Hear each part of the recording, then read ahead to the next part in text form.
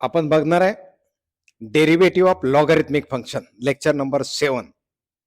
ह्यात काय लॉगॅरिथमिक फंक्शनच आहे, डेरिव्हेटिव्ह काढायचे आहे.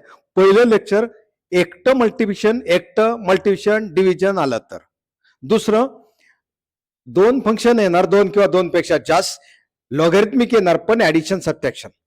आणि हा वेगळा पार्ट आहे. लॉगॅरिथमिक नसून आपण लॉगॅरिथमिक न सोडवतोय. लॉगॅरिथमिक आतापर्यंत काय म्हणलंय बघा, base variable power variable, right, base y power y, base x power y, base y power x, याला आपण लॉगॅरिथमिक फंक्शन म्हणतोय. आता हे तसं नाही बघा, बेस एक्स आहे पण पॉवर कॉन्स्टंट आहे. मग हे ओळखायचं कसं? मग दोन किंवा दोन पेक्षा जास्त टर्म असतील, मल्टिप्लिकेशन डिव्हिजन मध्ये असेल आणि त्याला कमीत कमी एकाला तरी पॉवर असेल, इंडासेस असेल, घातांक असेल. बघा लॉगॅरिथमिक फंक्शन कसं ओळखायचं? लॉगॅरिथमिक नसताना लॉगॅरिथमिक न सोडवणार आहे ते ओळखायची कशी फंक्शन आहे? दोन किंवा दोन पेक्षा जास्त टर्म आहेत आणि मल्टिप्लिकेशन डिव्हिजन मध्ये आहेत आणि त्याला पॉवर आहेत 1/6, 1/8, 2/5 अशी एकाला जरी पॉवर असेल आणि दोन किंवा दोन पेक्षा जास्त फंक्शन असतील आणि मल्टिप्लिकेशन डिव्हिजन असेल तर ते लॉगॅरिथमिक नसताना लॉगॅरिथमिक न सोडवायचे. म्हणजे काय करायचं? दोन्ही साईडचे लॉग घ्या, taking log on both side. बघा दोन्ही साईडचे लॉग घेऊया. Log of y is equal to log of 2x minus 1 raised to 1/6 upon 2x plus 3 raised to 1/8 into 5 minus x raised to 2/5. फक्त काय केलं? दोन्ही साईडचे रूल लॉग घेतले. आता लॉगचे रूल वापरायचे.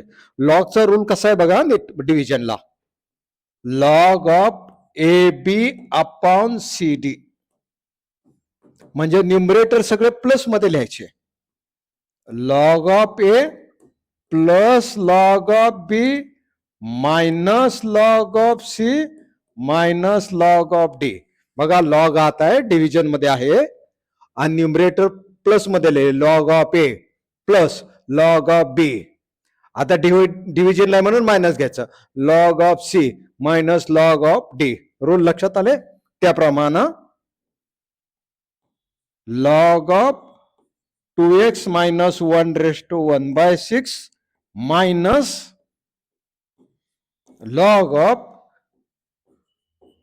2x plus 3 raised to 1/8 minus log of 5 minus x raised to 2/5. काय केलं बघा, न्यूमरेटर प्लस मध्ये लिहिला आणि डिनॉमिनेटर सगळे मायनस मध्ये लिहिले.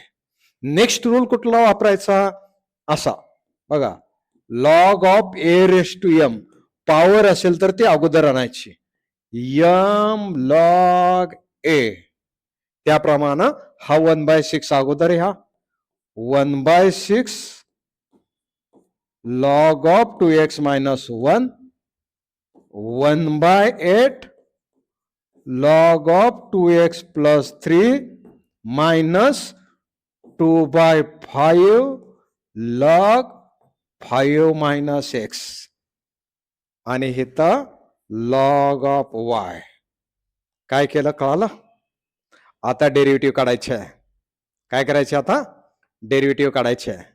कसं काढतोय आपण? इथून पुढे सोपं आहे, कंपोजिटनं डेरिव्हेटिव्ह काढायचं. कंपोजिट याचा अर्थ वाक्य सांगितलं होतं, फॉर्म्युल्याप्रमाणे डेरिव्हेटिव्ह काढा आणि ज्याचं डेरिव्हेटिव्ह काढलं त्याची आणि फॉर्म्युल्याची कंपॅरिझन करा आणि फॉर्म्युल्यातल्या एक्सच्या ठिकाणी एक्झाम्पल मध्ये काय आलं ते dy/dx नंतर लिहा. बरोबर? फॉर एक्झाम्पल बघा,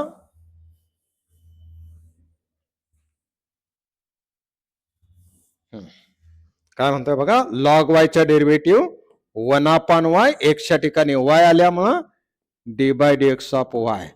हा 1/6 लॉग एक्सचा फॉर्म्युला बघा. लॉग एक्सचा फॉर्म्युला काय? लॉग एक्सचा डेरिव्हेटिव्ह 1/x म्हणजे लॉग कॅन्सल झालं, लॉग नंतरची टर्म खाली आली.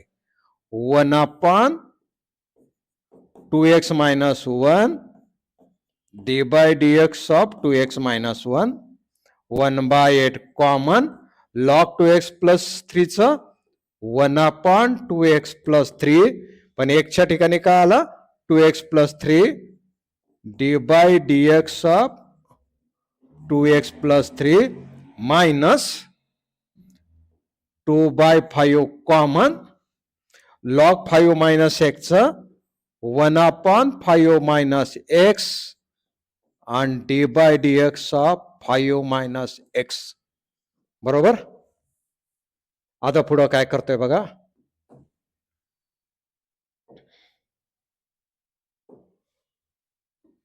काय केलं बघा 1/y dy/dx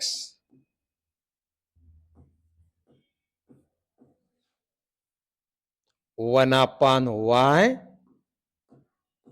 dy/dx 1/6 into 2x - 1 1/6 into 2x - 1 आणि d/dx of 2x - 1 कसं काढतोय बघा 2x - 1 चा डेरिव्हेटिव्ह 2 बाजूला 1 चा 1 1 चा 0 एकटा कॉन्स्टंट आला तर 0 करायचा. कॉन्स्टंट आणि व्हेरिएबल कॉन्स्टंट कॉमन काढायचे म्हणजे काय झालं इंटू 2 मायनस हा 1/8 इंटू 2x + 3 आणि एकच्या ठिकाणी काय आला 2x + 3 मग 2x + 3 चं डेरिव्हेटिव्ह काय काढतो आपण बघा 2x + 3 चं डेरिव्हेटिव्ह 2 बाजूला 1 चं 1 आणि 3 चं 0 म्हणजे 2 म्हणजे इंटू 2 राईट. नंतर मायनस 2/5 1/5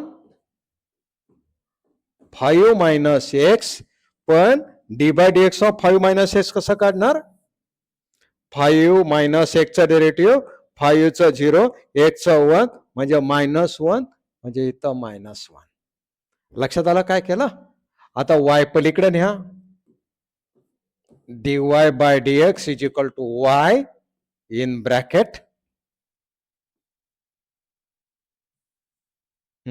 2/6 म्हणजे 1/3 1/3 into 2x - 1 मायनस इकडे बघा हे तर 2/8 म्हणजे 1/4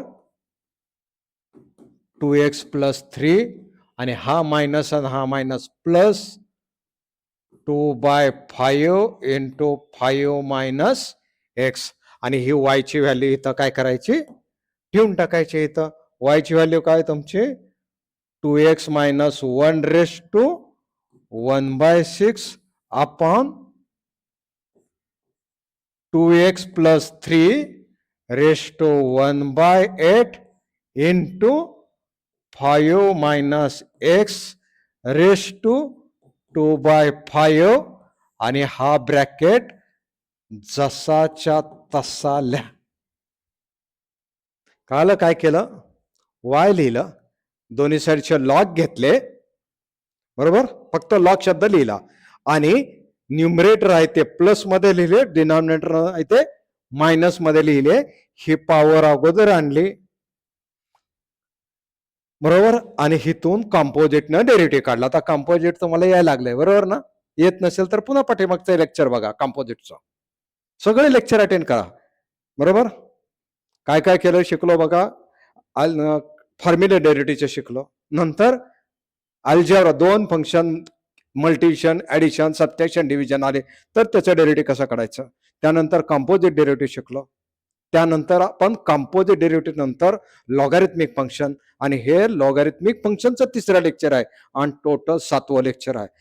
एकच एक्झाम्पल नीट पहा तुम्हाला काही अडचण येणार नाही.